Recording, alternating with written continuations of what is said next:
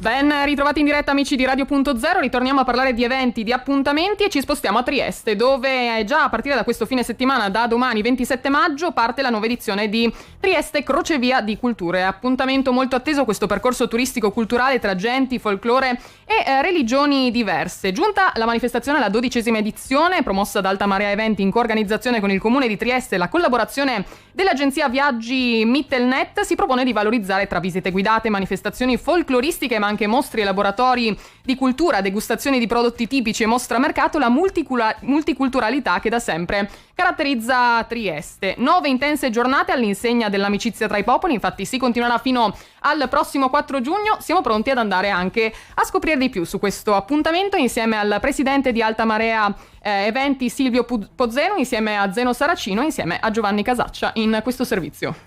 Che anche quest'anno ha un ricco repertorio di visite guidate, sia grazie al sempre aiuto delle comunità che ci permettono di visitare i loro siti con delle visite, con degli esperti, dentro al Porto Vecchio, che diciamo una parte fino adesso non avevamo toccato, perché avevamo veramente tante cose da fare prima di arrivare in Porto Vecchio. Come sarà interessante, sempre la visita legata a persone di mare, e con la conferenza che verrà fatta da Walter Makovac, il professor Walter Makovac, sull'Erica.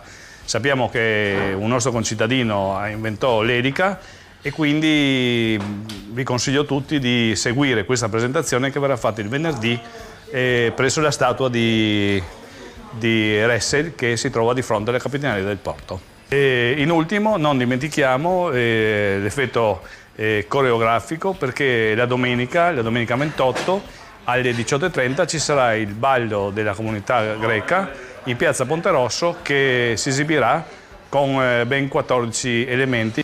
Vi aspettiamo come sempre nel cuore del borgo teresiano, cioè in piazza Ponte Rosso, dove ci saranno tutta una serie di appuntamenti enogastronomici e commerciali, e ogni giorno dalle ore 9 fino alle ore 23. A quelli che sono stati i ippodromi, le istituzioni, le scuole che hanno permesso la nascita dell'attuale area Science Park, dell'attuale Trieste Scientifica, affondando le radici tra 700 e 800, e sarà il primo itinerario che sarà già questo venerdì pomeriggio.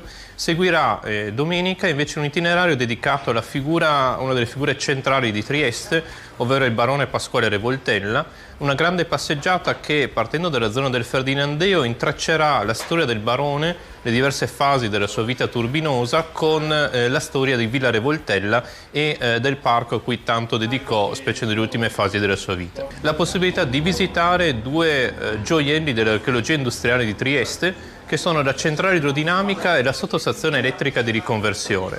Edifici che sono un unicum in Europa, specie la centrale, e rappresentano un'eccellenza dell'archeologia industriale non solo triestina ma in generale europea. Sabato 3, ore 10, inizia la visita dello studio Alice Psacharopoulou. Siete tutti invitati a vedere lo studio e l'appartamento della pittrice Alice Psacharopoulou. La famiglia ha creato un'associazione, l'associazione Studio Psacharopoulou, proprio per ricordare la mamma e tutelare il patrimonio artistico di Alice Psacharopoulou. Trieste vi aspetta quindi con questo appuntamento con Trieste Crocevia di Culture. Potete andare a scoprire di più direttamente sul sito e troverete su radio.0.it naturalmente il programma con tutti gli aggiornamenti e le novità dell'edizione. Noi ritorniamo tra poco per aggiornarvi ancora dal Friuli Venezia Giulia.